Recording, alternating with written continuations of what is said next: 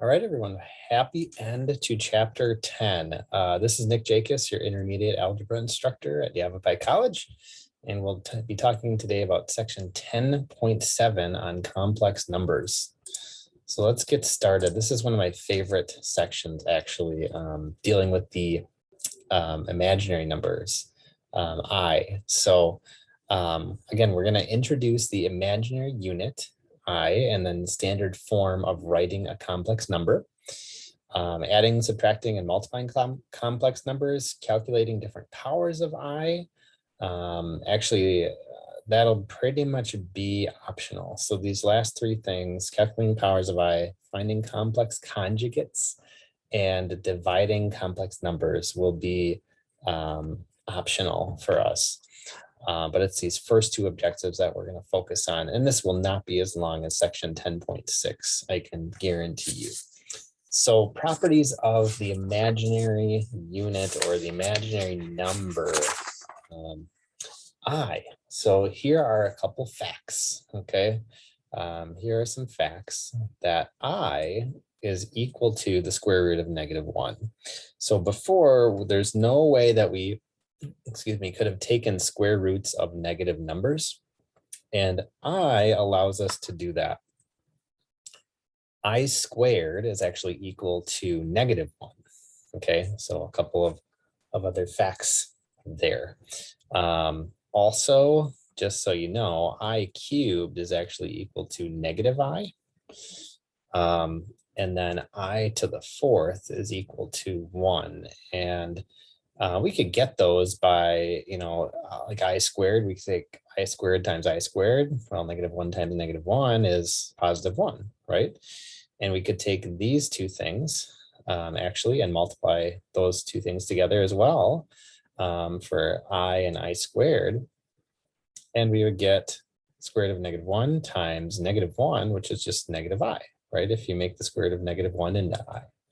So another fact here is this expression. If I have the square root of a negative number, then I can turn that into an imaginary number by saying that it's I times the square root of A.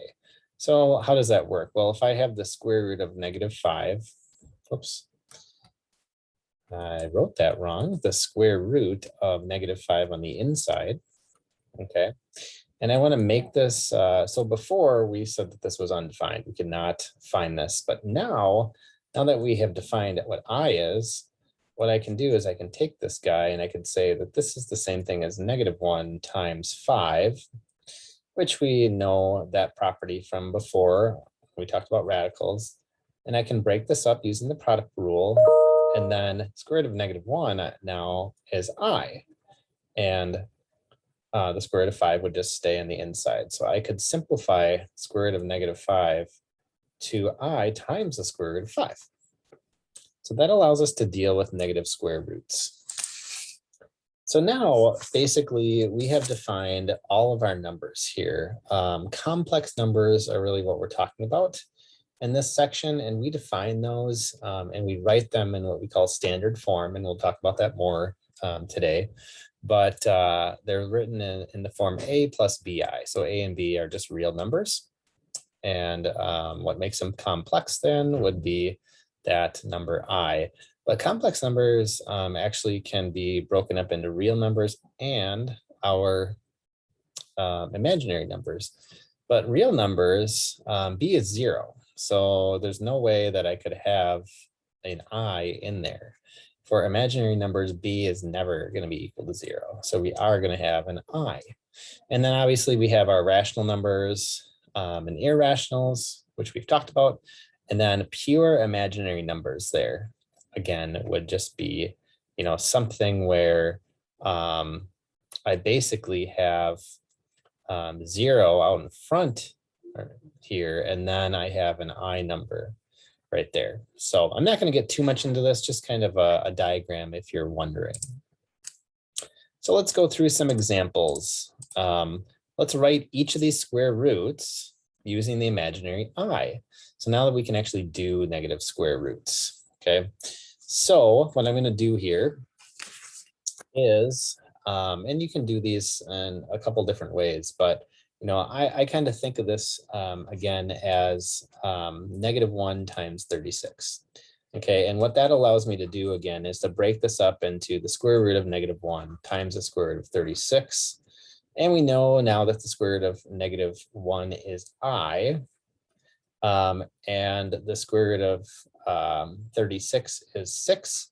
But again, I would never write this as I6. I would flip-flop these around. I would write this as 6I. Okay, and that would be your answer. Let me actually do that a different way. I didn't really like how I did that or how I modeled that. What I could do as well is I could take the square root of -1 is I, and then I could write it like so. And then again, square root of 36 is 6, and I would just know to put that coefficient basically. Now, I is not a variable, so keep that in mind. It is the square root of -1, but we can write this like we would have a variable. Okay, so it's 6I. The square root of -15 is going to be very similar to the square root of -5, like I just did. So again, we're gonna break this up, -1 times 15 inside the square root. And then we could write this like so, square root of -1 times 15.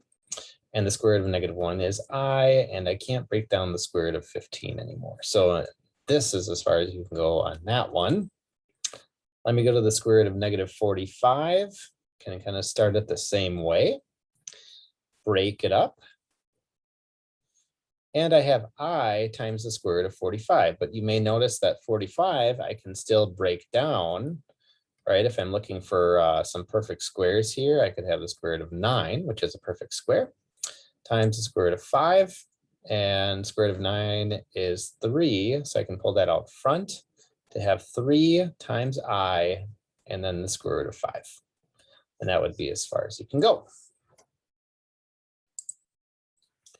All right, so we can also calculate the sum or the difference of complex numbers.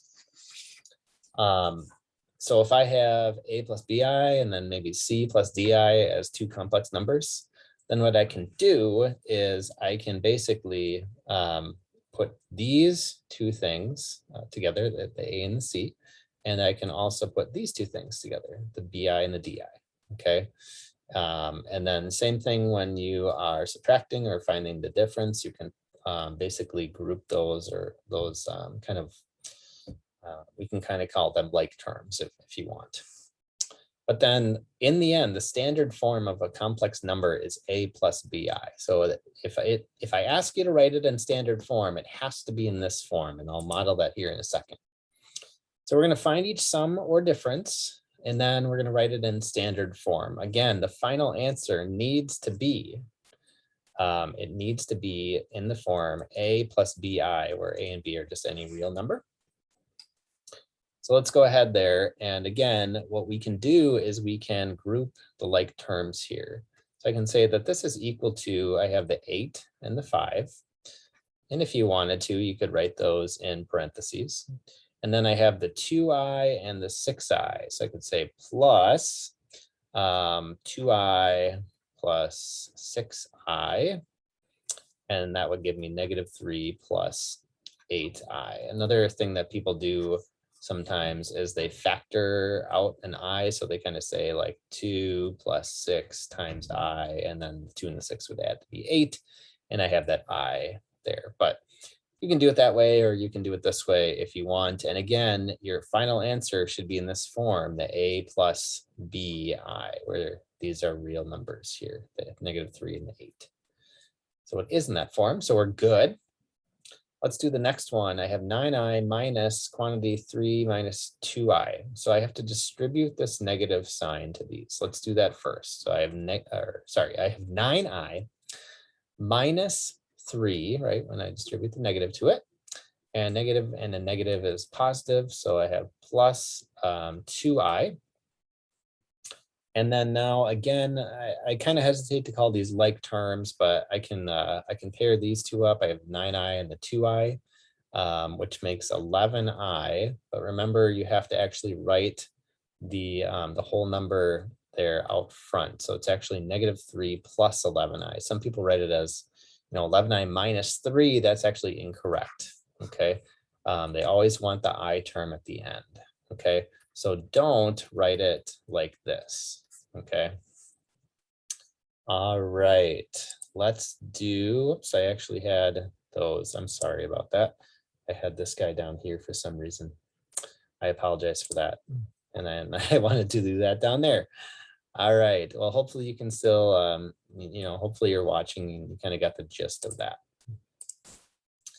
And then this one, I made another mistake. I wrote it twice. We don't need this guy. So write each product in standard form. So now we're going to be multiplying. And this is really, I believe, this one and then one more example. And that's basically this section. And then the other things that I'll cover are optional. So when we take a product like this, again, we have to FOIL as we've been doing all semester. So we take our first terms, our outside terms, our inside, and our last terms. So we have 6 times 2, and then plus 6 times 2i, right, our outside terms. Excuse me. -3i and plus 2 is minus, so minus 3i times 2. And then again, minus and a plus makes a minus 3i times 2i. And something interesting happens here at the end. We'll get to that in a second, but I would have, I'll just put an equal sign there. This guy equals this, equals, so 6 times 2 is 12, plus 6 times 2i. I would just multiply the 6 and the 2, keep the I, it's 12i. Minus 3 and 2 is 6i. And then I have minus 3i times 2i would be 6i squared. But recall, okay, recall in just a second. Recall here, so I'm going to find the like terms. 12 plus 12i and minus 6i would give me 6i minus 6i squared. But recall here that I squared equals what? It equals -1. So what I can do here is I can say that this is minus 6 times -1, or subtracting 6 minus the -1. So what that's going to do here is it's going to drop the I squared and make this plus 6. And you don't have to show this step right here to go from here to here. You don't have to show that.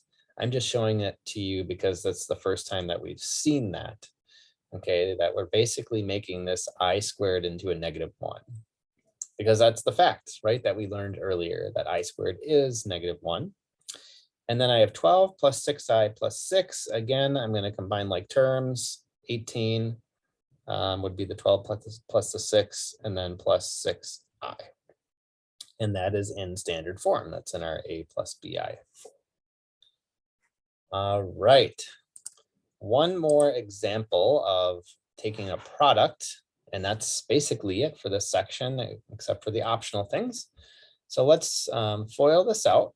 So we have, again, 6 times the 6, and then minus 6 times 7i. Again, I get the minus from that this is a positive, this is a negative. You should be way more than comfortable with that by now. We have 7i and then a 6. And then we have 7i and a -7i. So minus 7i times 7i. And 6 times 6 is 36. 6 times 7i is 42i. 7i times 6 is positive 42i. And then minus 7i and 7i would be 49i squared. Well, with this one, what we notice here is that the negative 42i and positive 42i cancel, right? One's negative, one's positive. And then here, again, we have this step where we have the negative or the minus 49i squared. And again, the I squared is equal to -1. So that basically just takes this as -49 times -1, which changes the sign here to a plus 49. I squared goes away.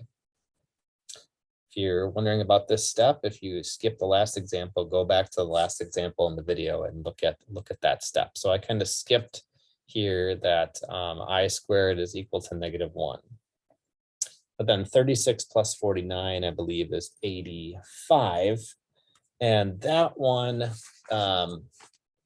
is actually all that we can do. There's no I term. So it's just 85. Now, I'm not exactly sure, but on your My Lab, if they do want it in standard form, really it would be 85 plus 0I. Okay, if they're really that picky about it. I'm not sure. So if you get stuck on that, if you're not sure, just make sure to reach out to me. And I did it again. I have more writing here. I got to keep clicking. Okay, that's why I have my notes, really, so that I know what's on the PowerPoint slides, but then I don't always use them. So what's the point of having the notes next to me? I don't know. Okay, let's go on. So again, this is optional stuff now. So if you want to stop watching, if you're sick of me, you can definitely stop the video. If you're interested in learning more, keep watching for the next 10 minutes or so. So powers of I. The value of I to the n can be found by dividing, and I actually don't do it this way. Okay, I'm going to do it a different way, but here's the most important things. It's this one, that I is equal to I squared is equal to -1. I cubed is equal to -I, and then I to the 4th is equal to 1. I think I told you guys that earlier. So those are the 4 facts that we're going to need to know. So again, when I'm doing these, obviously we know I is equal to I. I'm not going to write that one down, but we know that I squared is equal to -1. We know that I cubed is okay. If I don't make mistakes, I save more time. I try not to. Okay, we know that I cubed is equal to -I, and we know, whoops, my pen is kind of messed up there. We know that I to the 4th equals 1. So those are the kind of our tool bank here that we're going to be using here. So if I'm trying to evaluate this, and let me use my notes so I don't hopefully mess up here again. I to the 25th. What I'm trying to do there, and again, the book is going to do this differently. The book is going to divide this basically. But what I do is I try to pick these guys and I try to write I to the 25th in terms of powers. And I'll show you what I mean. So I generally like this guy because if I can get some of this to equal 1, I'm going to be on a lot better off terms here. So what I do here is I take the I to the 4th. There we go. Okay, let's try and not mess that up. I take this I to the 4th.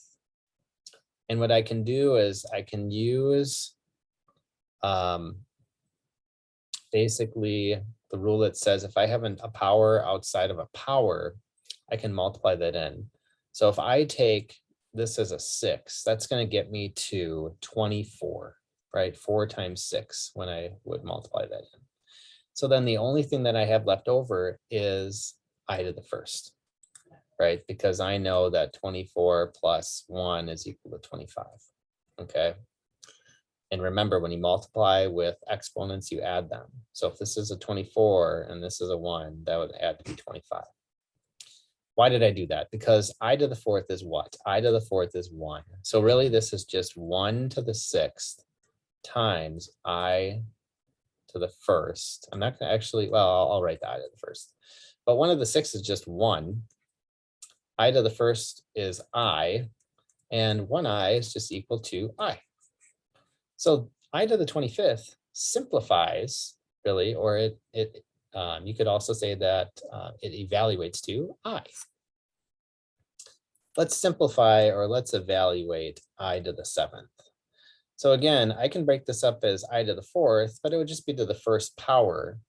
And basically I have 3 left over to get to 7. So kind of what the book wants to do is divide this by 4 and then see what your remainder is. Okay. So the book wants you to do this. Okay. They want you to say, oh, 4 into 7, right? 1 times 4 is 4, and then 7 minus 4 is 3. And that's kind of basically what you're doing there. I could have done the same thing with the 25, right here, that I could have taken 4 into this, and then 6 times 4 is 24, and then I have a remainder of 1 there.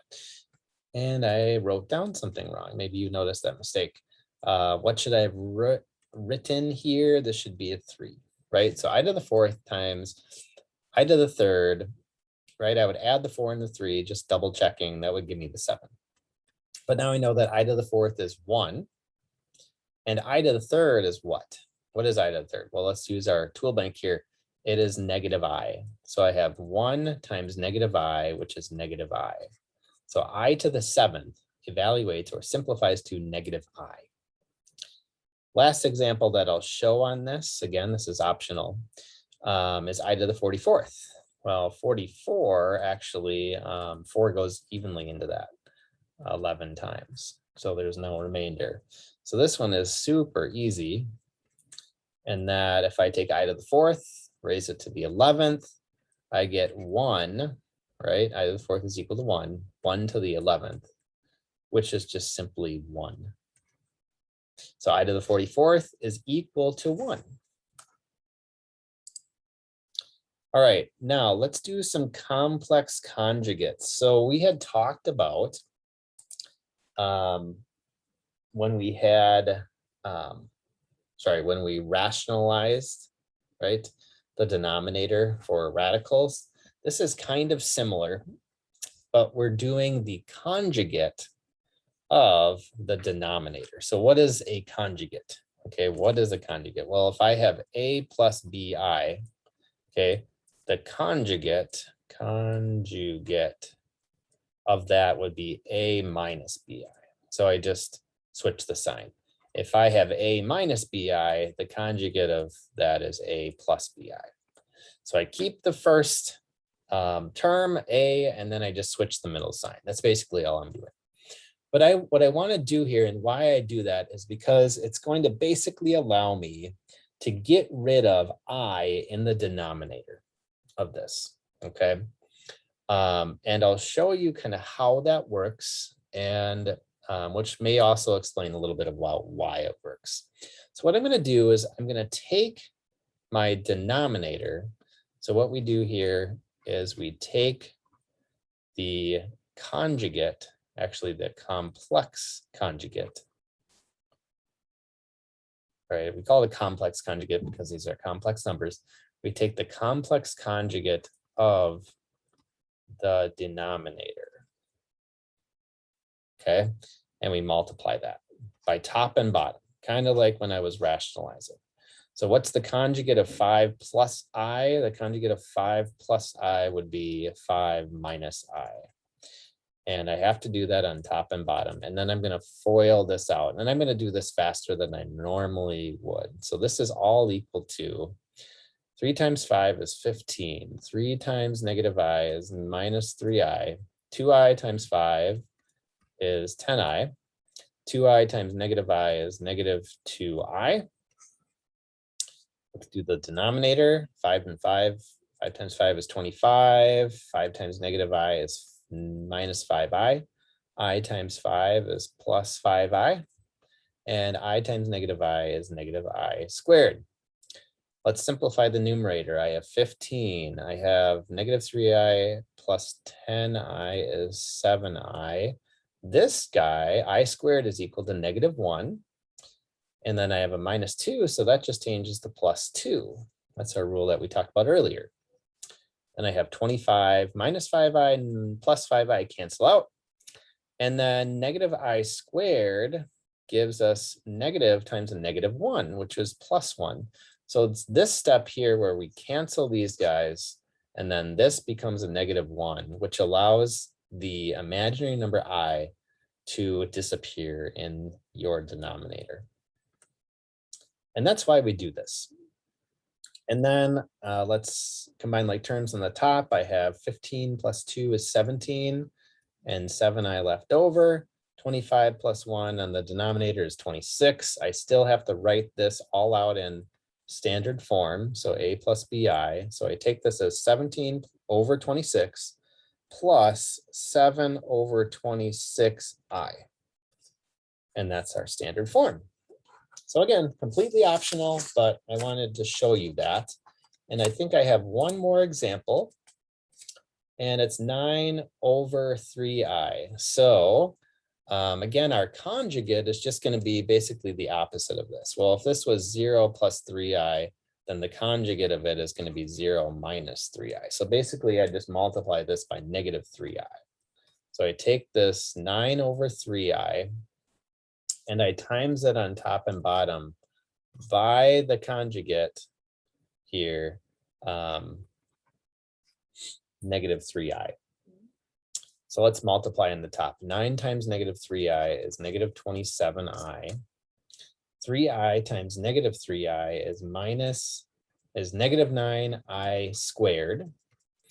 And then I have negative 27i, negative 9i squared. Remember, I squared is negative 1. Negative 1 times negative 9 is positive 9. And then this actually just simplifies to negative 3i, because negative 27 divided by 9 is negative 3. I just keep the I in there as well. And again, I don't know how picky my lab would be, but you're not going to have a problem like this. But if you did have an answer that ended up as negative 3i, they might prompt you to write 0 minus 3i. I'm not sure, again, how picky they would be. But you should be okay with that. That is actually all of chapter 10. And let me stop the share here. I really love 10.7. That's kind of why I kept going with some of it and did more of that optional stuff. But if you have questions, please reach out to me, let me know. And we will see you the next video, actually on chapter 11. So until then, we will see you next time.